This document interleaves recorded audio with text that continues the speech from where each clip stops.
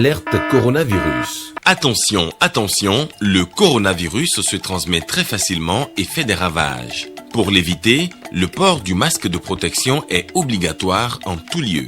Dans l'administration publique ou privée, dans les réunions, les rencontres, dans les marchés, les magasins, les boutiques et lors des déplacements, le port du masque est obligatoire.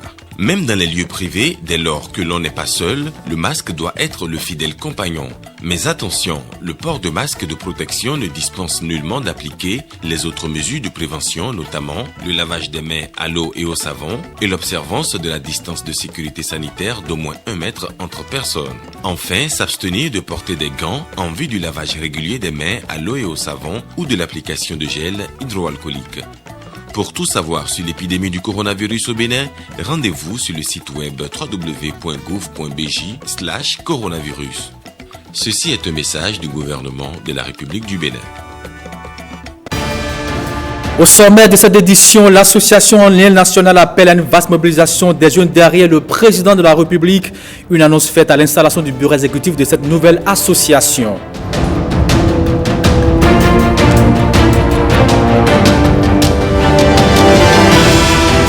La ministre du Commerce était dans les communes de Djougou de Nati-Tengou. Elle est allée s'imprégner des conditions de relogement des femmes des marchés en construction.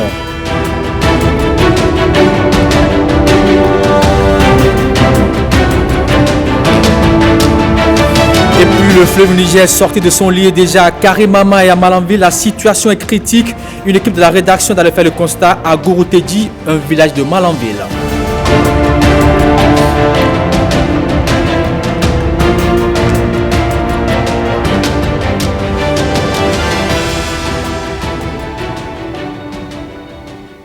Bonjour à tous et merci d'être à nos côtés. L'association dénommée Lien National a installé ce samedi à Cotonou les membres du bureau exécutif de la coordination du littoral. Cette cérémonie est suivie d'un appel à la mobilisation générale des jeunes derrière le Patrice Talon.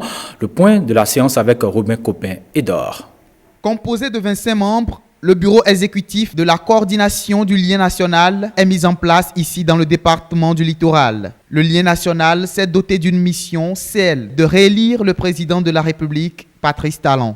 Pour cela, il suscite une candidature du chef de l'État au présidentiel de 2021. Cette vocation que la jeunesse a aujourd'hui est une vocation de mission de son époque.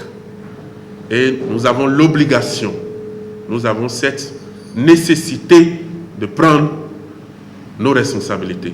Si nous parlons aujourd'hui de la réélection de ce chef, de celui-là que le Bénin a une fois reçu et qui a permis à ce pays d'amorcer un réel développement, c'est parce que nous savons que ce qui est en train d'être fait, on a encore besoin de ça. Et tant que notre constitution permettra, nous devons continuer à poursuivre ces chantiers de réalisation pour aller au bout et amorcer véritablement le développement durable de notre pays.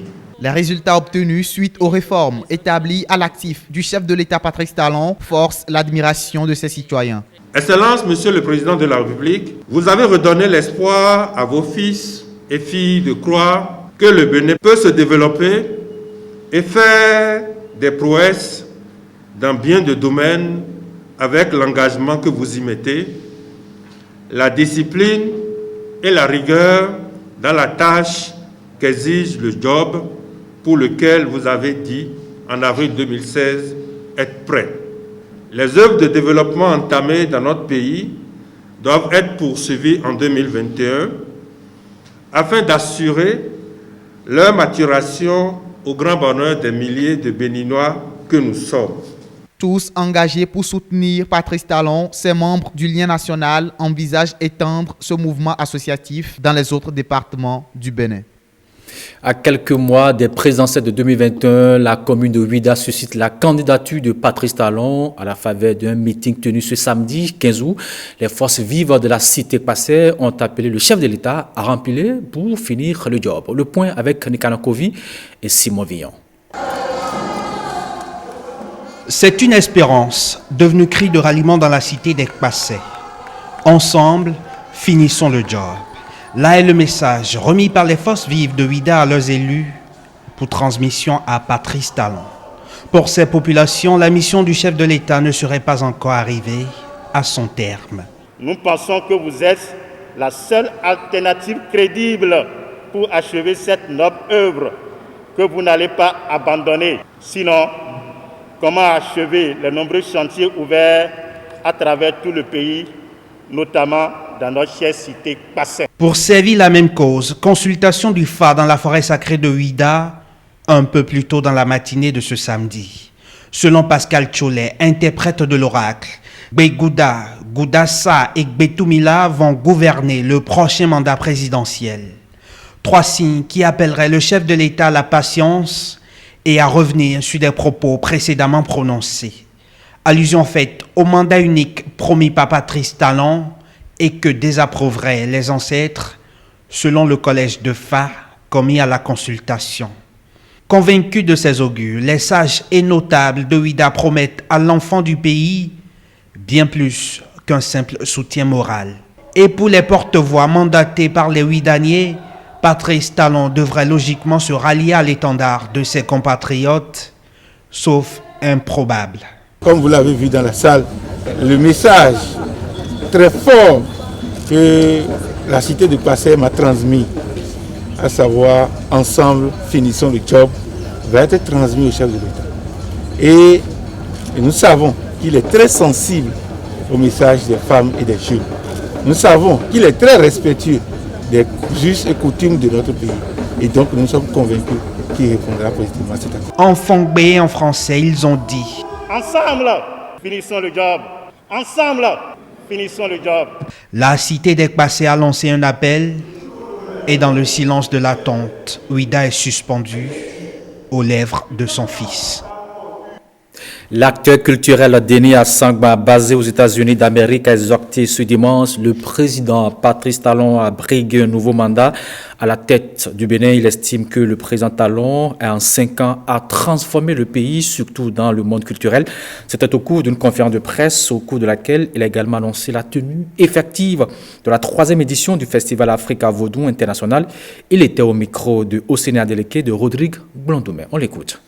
Je vais encourager nos enfants béninois d'être fiers aujourd'hui de leur président, leur chef de l'État, le fait de mettre l'accent sur notre culture, le fait de dire de s'aimer, parce que à l'étranger, les gens ont constaté, si tu n'aimes qui, il est un président que l'Afrique a besoin. Et si moi personnellement, je me suis engagé dans la culture, je suis respecté partout dans le monde entier, couru partout, c'est à cause de son engagement direct. Donc en 2021, si il peut nous aider à continuer un peu, tout juste, pour que nous continuions à s'aimer, il y a beaucoup de choses qui se passent à l'extérieur. Les Américains sont engagés de venir investir dans le Bénin parce que, à cause de la rigueur et l'amour de notre chef de l'État, qui est notre papa. Le but du festival, c'est de faire comprendre à nos enfants de l'Afrique en général de s'aimer. Parce que ceux qui ne connaissent même pas leur histoire, leur culture est invisible. C'est ce que je vois durant mon séjour aux États-Unis, plus de 30 ans. J'ai constaté que ce que je fais en promouvoir le Bénin à l'extérieur, je suis plus respecté que beaucoup de gens. Donc, je suis engagé directement dans la culture. Certaines personnes pensaient que je distrais les Blancs et cela ne me gêne pas, ça m'encourage même de faire plus. Mais à cause de l'engagement direct du chef de l'État envers notre culture, ça fait que beaucoup des Noirs américains, beaucoup des Africains se prennent comme Africains. Donc, je mets l'accent sur le festival. On va respecter les gestes barrières. Aux États-Unis même, on nous a dit qu'il faut au moins 50 personnes, 100 personnes, mais tout juste en respectant les lois du gouvernement. Donc, chaque État a déjà mis les choses sur place. J'ai pris l'avion, j'ai passé dans cet État et j'ai rencontré tous les présidents du festival qu'ils m'ont dit qu'en septembre 25, les États vont commencer par bouger. D'abord, il y a New York qui est preneur, il y a New Jersey, il y a Philadelphie, il y a Pennsylvania, il y a Chicago, et il y a Philadelphie, et puis il y a Iowa. Les 7 États-là sont preneurs, ils sont prêts à m'accompagner donc, pour le Festival Africa Vodou USA, 3e édition. Festival Africa Vodou USA. Ça va être bien tenu aux États-Unis. Rendre l'eau potable disponible dans toutes les zones villageoises, c'est le cheval de bataille de l'Agence nationale d'approvisionnement en eau potable en milieu rural. Après Avrancourt et Dangbo, une délégation de l'agence s'est également rendue à Djohou et à Diawere pour la remise des sites de l'entreprise retenue pour la réalisation des systèmes d'approvisionnement en eau potable multivillages dans les 2 arrondissements de la localité. Voici le point avec Lénaïk Agbazao. Nous sommes dans la vallée de l'Ouémé, précisément à Gangban, un arrondissement de la commune d'Adjourou qui a dans son giron 6 villages. Ici, l'accès à l'eau potable est pénible pour les populations. En parfait arrimage avec le programme d'action du gouvernement, l'Agence nationale d'approvisionnement en eau potable en milieu rural vient à leur secours. Elle procède à la remise de sites à l'entreprise sélectionnée après un appel d'offres international pour la réalisation d'un système d'approvisionnement en eau potable multivillage. Des travaux qui vont durer 15 mois et entièrement financés par la Banque mondiale. Aujourd'hui, nous sommes là pour concrétiser la mise en œuvre du programme d'action du gouvernement numéro 43 qui vise à offrir de la desserte mais à assurer aussi la gestion professionnalisée de l'accès à l'eau potable. C'est ici l'occasion pour nous de remercier le gouvernement pour le travail qu'il fait et la confiance faite à l'agence en tant que programme opérationnel pour conduire cette opération. Il ne s'agit pas seulement de construire des ouvrages, mais il s'agit aussi d'assurer l'accès. Et pour cela, le gouvernement entreprend confier la gestion de ces ouvrages à des professionnels du métier. 6 villages de Gangban seront desservis et la population actuelle qui va être desservie est estimée à peu près à 20 000 habitants et dans 20 ans, à peu près à 40 000 habitants. Selon la stratégie, à partir de 2030, là, on ne doit plus voir les bonnes fontaines ou bien les forages à motricité humaine. Parce que l'eau qui sort de ces forages-là, on vient les récupérer à la source, on les transporte, on les stocke, dans quelles conditions, on ne sait pas. L'infrastructure sera dotée d'un château d'eau d'une capacité de 400 m3 et son coût est estimé à près d'1 milliard de francs CFA. Pour la mairie d'Adjourou, c'est la fin d'un véritable calvaire qui s'annonce et c'est à l'actif du gouvernement de Patrice Talon. C'est le château d'eau de Gogbo, seul qui alimentait tous les réseaux, tous les villages, les 9 villages que compte l'arrondissement de Gangban. À tout moment, c'est des complications, c'est des pannes de façon répétée et les populations souffrent. Je remercie très sincèrement le chef de l'État, le président Patrice Talon, qui a décidé de donner de l'eau pour l'arrondissement de Gangban. C'est une grande joie. Après Adjourou, c'est Diawere qui accueille la délégation de l'Agence nationale d'approvisionnement en eau potable en milieu rural pour le même exercice. Nous sommes très heureux, nous sommes très émus et nous nous engageons à mobiliser les populations pour qu'elles accompagnent ces travaux qu'elles attendaient depuis très longtemps. Nous saluons le chef de l'État qui est un homme de vision, qui ne fait rien à moitié. Le système d'approvisionnement en eau potable multivillage sera ici implanté dans l'arrondissement de Roueli-Gaba avec un château d'eau d'une capacité de 100 m3. Son coût est estimé à plus de 600 millions de francs CFA. La main-d'œuvre locale va être sollicitée pour l'exécution des travaux, source de création d'emplois. La remise de site à l'entreprise adjudicataire, comme dans d'autres arrondissements d'autres localités, s'est faite en présence d'une délégation de la cellule de contrôle des marchés publics de la présidence de la République et de la Caisse autonome d'amortissement. C'est ce qui se fait toujours déjà à l'agence. Les procédures et les règles de passation des marchés se passent dans les règles au niveau de l'Agence nationale en approvisionnement en eau potable en milieu rural. Je voudrais juste rassurer les populations, les uns et les autres, que toutes les dispositions seront prises au niveau de la Caisse autonome d'amortissement pour veiller à ce que les ressources soient mises à disposition en temps réel aux bénéficiaires pour que les travaux soient tenus dans les délais. Au terme des travaux, les populations vont pouvoir désormais bénéficier du liquide vital, même à domicile. Un luxe jusqu'à présent. Tournée du ministre en charge du commerce dans les communes de Djougou et de Natitengu à la tête d'une forte délégation. Sadia Alimatou Assoumar est allé constater comment s'est déroulé le relogement des femmes des marchés de ces villes qui ont dû quitter les anciens sites. Voici les images. Première étape de cette tournée, le nouveau site du marché de Djougou. Accompagnée du préfet du département et le maire de la commune, la ministre a pu constater les conditions de relogement mises en place pour les femmes du grand marché de Djougou, actuellement en cours de reconstruction. À cet endroit, elle a pu toucher du doigt les problèmes auxquels sont confrontées ces femmes depuis ce relogement. Il s'agit, entre autres, d'insuffisance de hangars, de problèmes d'électrification qui ne couvrent pas entièrement le marché, mais aussi et surtout l'abandon de ces nouveaux lieux pour les abords des voies par ces femmes qui estiment ne plus couler leurs marchandises. À ces différents problèmes, la ministre entend, avec l'appui de la mairie, trouver des solutions, tout en exhortant ses commerçantes à la patience. Nous avons écouté les femmes. Nous sommes allés sur les sites de relogement. Il y a eu quelques désagréments que le maire et le préfet s'efforcent déjà de gommer, puisqu'il y a une grosse partie qui est déjà faite. Nous avons pris le reste des doléances et ensemble nous allons trouver des solutions. Elles ont compris.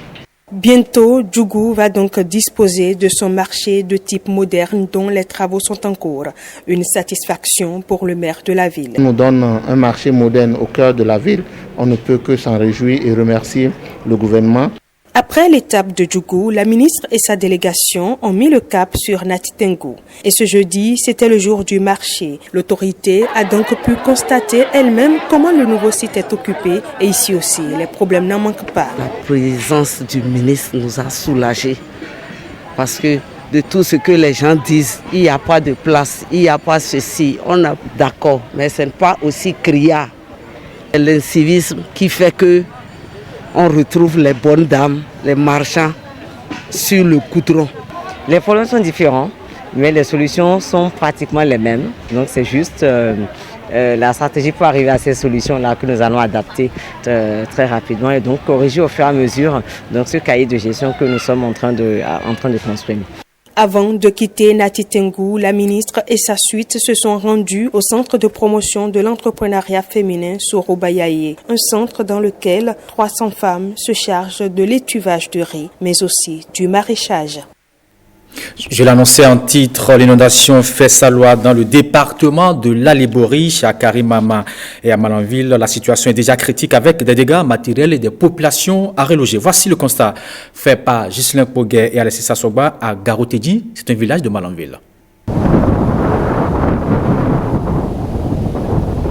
L'axe Bodjekali-Iloua, frontière du Nigeria. Le ciel est sombre, chargé de nuages, comme s'il voulait toucher la cime des arbres, agités par le vent. Déjà causé beaucoup trop de dégâts. Des habitations en lambeaux, des toitures au sol. Plus de 300 ménages sont sans abri. Le dallo récemment construit à la hauteur du village n'a pas contenu la furie des eaux. Il s'est retrouvé dans un piteux état, avec un risque réel d'affaissement de la voie bitumée. Le fleuve Niger et ses affluents sont sortis de leur lit. À Garoutedji et environ, les champs sont inondés. Les prémices d'un temps où les greniers resteront vides s'ils ne sont pas emportés par le grand courant d'eau qui a divisé le village en deux. Selon les prévisions, le pire reste à venir. Cette année étant donc la fin d'une décennie, elle sera donc très pluvieuse et il y aura donc inévitablement donc l'inondation. Le préfet de la Libori a interdit par décret la navigation fluviale et lagunaire dans le département, mais des irréductibles, même par mauvais temps, sont sur le fleuve, au péril de leur vie. Pendant ce temps, les nuages déversent sur Garoutegi, ses environs et dans le fleuve, et le niveau d'eau monte chaque minute un peu plus. Et les habitants de Garoutegi, impuissants face aux éléments déchaînés, demandant la clémence divine. Unanimement. Une enquête de l'Académie nationale des sciences, arts et lettres du Bénin révèle les conséquences du coronavirus sur le secteur agricole dans notre pays, le Bénin. Au cours du vendredi de l'Académie, les résultats de leurs travaux ont été portés à la connaissance du public au champ de foire à Lisba, à Cotonou. Dr Victorien Dougnon est membre de la commission permanente de l'agriculture à l'Académie. Il nous livre aussi quelques résultats au micro de Snas Denkmon. Selon les informations recueillies au cours de cette pandémie, malgré la libre circulation des produits agricoles, il a été observé la hausse des prix des transports ayant entraîné le renchérissement des prix de denrées et une perturbation du mécanisme de l'offre et de la demande sur les marchés. Pendant la pandémie, il a été observé la baisse des exportations des fruits et légumes, créant la mévente des dits produits et l'augmentation des pertes post-récolte. Le trafic transfrontalier de passagers a été suspendu et les acheteurs des pays de la sous-région ont diminué, ce qui affecte les échanges entre les pays voisins, d'où la baisse de la rentrée des devises. En guise de recommandation, la Commission permanente agriculture de l'Académie nationale des sciences, arts et lettres du Bénin propose de mettre en œuvre la politique de transformation des produits agricoles fondée sur une étude approfondie, basée sur le partenariat public-privé et permettant la cohabitation des petites unités avec les grandes unités de transformation. De renforcer les PME à travers une politique incitative à l'accès au marché et aux ressources pour produire en qualité et en quantité et subvenir aux besoins de la population, même en temps de pandémie. Le 14 août de chaque année, le Bénin célèbre la Journée nationale du patrimoine immatériel, une occasion au cours de laquelle l'association Mémoire d'Afrique Bénin organise la traditionnelle nuit des contes sur toute l'étendue du territoire national. Cette année, l'événement est annulé en raison de la pandémie du coronavirus, mais pour ne pas passer cette journée sous silence, Mémoire d'Afrique Bénin a organisé une séance de communication à l'endroit des hommes des médias sur le thème héritage des contes africains, nécessité de transmission des valeurs face à l'offensive des médias de culture étrangère. Voici le reportage signé Fifame Salomé Atadidji. L'essence d'une tribu, l'identité d'un peuple réside dans son patrimoine immatériel. Une véritable richesse qui doit être préservée et transmise de génération en génération. Les méthodes de transmission des valeurs ancestrales sont multiples. Je suis une grande conteuse, reconnue par tous les grands conteurs du monde. Le conte apparaît comme l'un des moyens efficaces. Un royaume où tout parle.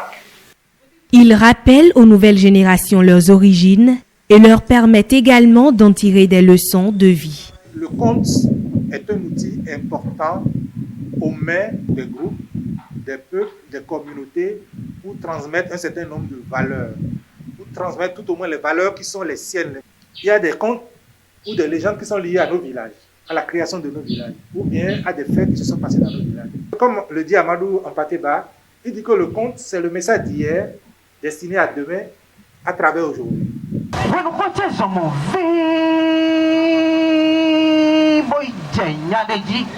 Les médias jouent un rôle primordial dans le processus de sauvegarde et de transmission. Ils définissent le regard que l'extérieur devrait avoir sur une nation. Ils sont à cet effet invités à prioriser des programmes qui incarnent des réalités et des valeurs africaines. Si nous passons le temps à exposer nos enfants, par exemple, à vivre des réalités uniquement de l'Europe, il y a des risques qu'ils soient déconnectés de leur réalité d'ici. Et que les valeurs qui sont véhiculées par les cultures par exemple, américaines, européennes, asiatiques, effacent ou écrasent les cultures qui sont nôtres. Un peuple dépourvu de son patrimoine culturel immatériel devient un peuple sans histoire et donc sans identité. Au-delà des contes et de la partition que les médias se doivent de jouer, les chants, danses, Rites et rythmes sont autant de richesses du patrimoine culturel immatériel à sauvegarder et à transmettre aux générations futures.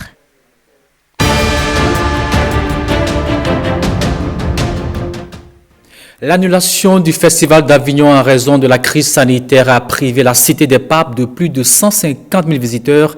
Des milliers de personnes se portent volontaires dans le sud de la Floride pour tester les vaccins contre le coronavirus. Et en Côte d'Ivoire, un mois de plus dans les violences liées à l'annonce de la candidature de Ouattara pour un troisième mandat. L'actualité hors de nos frontières, c'est avec Marcel Arrossi.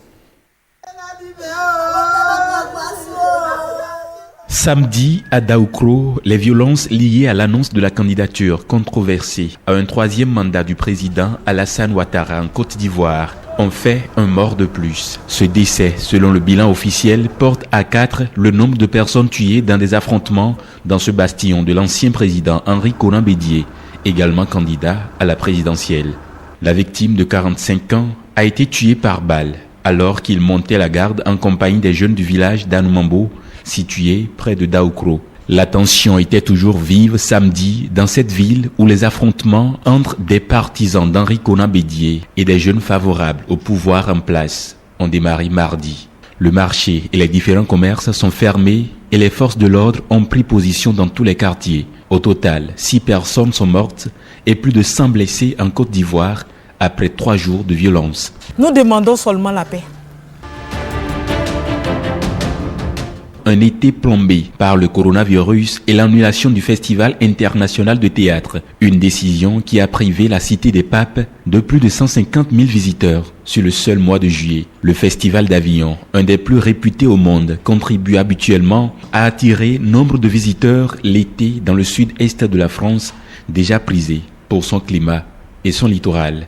La région Provence-Alpes-Côte d'Azur, la plus touristique de France après Paris, accueillait 40% de visiteurs étrangers avant la pandémie mondiale de coronavirus qui a bouleversé les déplacements internationaux et entraîné l'annulation en cascade des festivals. Sur la place pavée du Palais des Papes, accablée de chaleur, les terrasses ombragées débordent de touristes assoiffés en ce mois d'août. En principe, on devait partir à l'étranger et bon, l'épidémie est arrivée juste à point pour qu'on change nos plans. Dans les rues où déambulent d'ordinaire les festivaliers, les restaurants ont subi une baisse de fréquentation de 80%. Un manque à gagner de plus ou moins 1,5 million d'euros pour la seule visite des monuments d'Avignon privés, notamment des Allemands et des Américains. Visite comptée du pont d'Avignon, dégustation de vin dans le jardin du palais, projection dans la cour d'honneur. Pour compenser, l'Office de tourisme mise sur de nouveaux produits. Dans la même région, ce sont les petits villages pittoresques du Luberon et notamment le haut de gamme de ce massif entre Provence et Alpes qui tirent leur épingle du jeu. L'année dernière, il y avait les Américains, les Asiatiques. Cette année, ils ne sont pas là et on travaille plus. Donc, elle a été vraiment compensée par cette clientèle. Je pense que c'est des Français qui partaient avant à l'étranger et qui n'ont pas eu le choix que de choisir des endroits en France où ils se sentent en sécurité, donc ils ont choisi l'île sur la Sorgue. Des milliers de personnes se portent volontaires dans le sud de la Floride pour tester des vaccins contre le coronavirus élaborés par des entreprises pharmaceutiques lancées dans une course pour trouver un remède contre un virus qui a déjà fait plus de 750 000 morts dans le monde. Quarantaine pour les voyageurs arrivant de France au Royaume-Uni. Masques obligatoires dans la rue, de nombreux pays musclent leur dispositif pour contrer un rebond du coronavirus, rendant d'autant plus cruciale la course au vaccin que la Russie affirme mener. Quelques jours après l'annonce par Vladimir Poutine qu'un premier vaccin assez efficace avait été mis au point en Russie, Moscou a annoncé avoir produit les premières doses. Le Sputnik V est cependant perçu avec scepticisme par le reste du monde, la phase finale des essais n'ayant commencé que cette semaine. L'obtention d'un vaccin reste l'un des principaux espoirs de la planète pour se débarrasser des restrictions drastiques mises en place pour freiner la propagation du virus qui a fauché plus de 760 000 vies dans le monde. Les États-Unis, qui comptent plus de 5,3 millions de cas et près de 170 000 morts, selon le dernier bilan de l'université Johns Hopkins, ne sont pas en reste, avec des essais cliniques de vaccins expérimentaux anti-Covid en Floride notamment. Face à l'aggravation de la situation sanitaire en France, le Royaume-Uni a imposé samedi 14 jours d'isolement aux voyageurs arrivant de ce pays, mais aussi des Pays-Bas